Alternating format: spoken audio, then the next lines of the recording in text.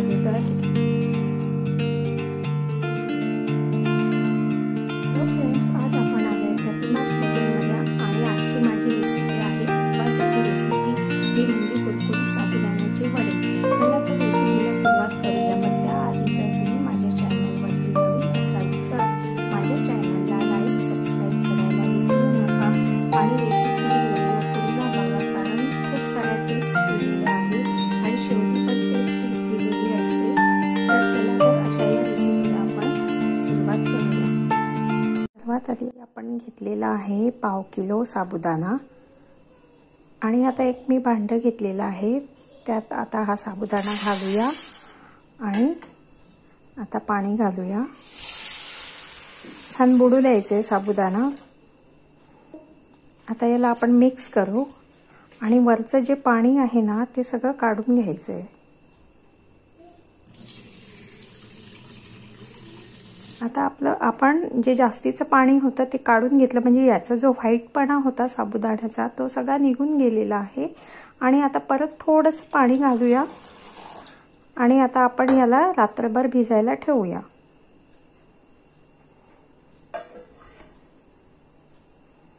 एक कुकर घेऊ आणि वड्यांसाठी आपल्याला 2 बटाटे मोठ्या साईजचे घ्यायचे आहे, ते टाकू आणि पाणी टाकू आणि याला 4 ते 5 आपण शिट्ट्या होऊ देऊ.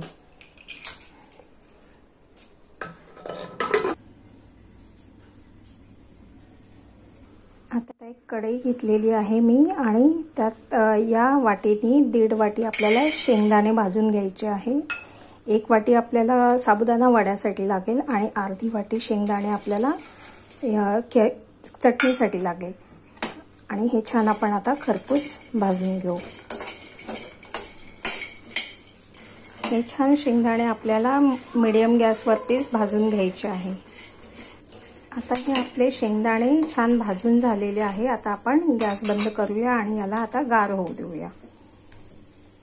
आता आपले बटाटे पण छान बॉईल झालेले आहे आणि शेंगदाणे पण छान भाजून झालेले आहे आणि आपण जो रात्रभर साबुदाणा भिजत घातलेला होता तो पण छान भिजलेला आहे.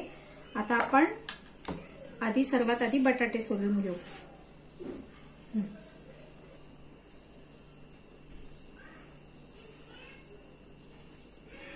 आता आपले बटाटे सोलून झालेले आहे. आता मी एक मिक्सरचं भांडं घेतलेलं आहे, त्यात आपण 1 वाटी शेंगदाणे घेऊया आणि घालूया.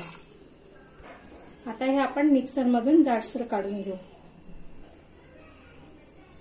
आता तो मी मिक्सरचं भांडं घेतलेलं आहे, त्यात आपण 7 ते 8 हिरव्या मिरच्या, थोडंसं जिरं, कढीपत्ता हे आपण आता मिक्सरमधून काढून घेऊया. हे आता आपलं झालेलं आहे. आता एक परात घेतलेली आहे, त्यात आपण हा सगळा साबुदाणा काढून घेऊ. आता यात आपण हे जे जाडसर शेंगदाणे काढले होते ते घालूया सगळेच. आता यात आपण हे मिरचीचं वाटण घालूया. आता यात आपण चवीपुरतं मीठ घालू. आता उकडलेले बटाटे आहे ते चांगले स्मॅश करून घेऊ. आता याला छान सगळं आपण मिक्स करून घेऊया. यात जर तुम्हाला थोडंसं लाल तिखट घालायचं असेल तर तुम्ही घालू शकता. मी घातलेलं नाहीये कारण मी नुसतं मिरचीच करत असते. आणि साबुदाणा जर छान भिजला तर आपले वडे पण छान कुरकुरीत होतात. यात आपल्याला अजिबात पाणी घालायचं नाहीये. पाणी जर घातलं तर वडे आपले चिकट होणार.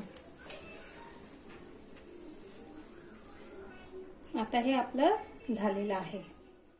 शेंगदाण्याची चटणी तयार करायची आहे उपवासाची. आता आपण त्यात हे अर्धी वाटी शेंगदाणे घालूया, कढीपत्ता आणि 2 ते 3 हिरव्या मिरच्या घेतलेल्या आहे मी आणि थोडंसं जिरं घ्यायचं आहे आणि हे आपण मिक्सरमधून बारीक काढून घेऊ.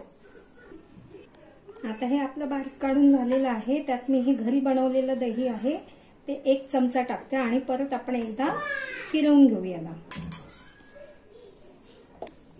आता हे आपलं काढून झालेलं आहे. आता ही आपण चटणी एका भांड्यात काढूया.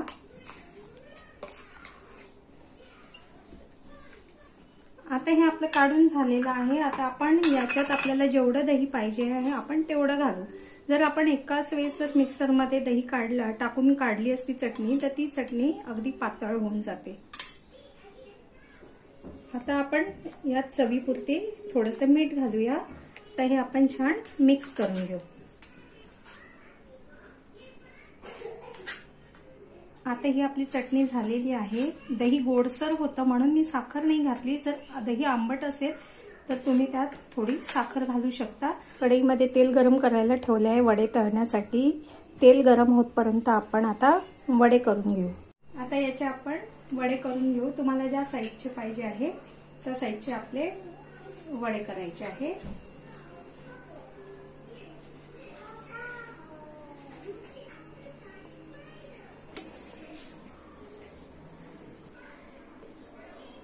आता हे आपले वडे झालेले आहे, आपण तळून घेऊ। आता आपलं तेल गरम झालं आहे की नाही आपण ते चेक करूया। एक मी थोडासा साबुदाण्याचा दाणा घेतलेला आहे। बघा ते छान वरती येत आहे, म्हणजे आपलं तेल गरम झालेलं आहे। गॅस अगदी मीडियम करायचा आणि यात आता वडे सोडायचे।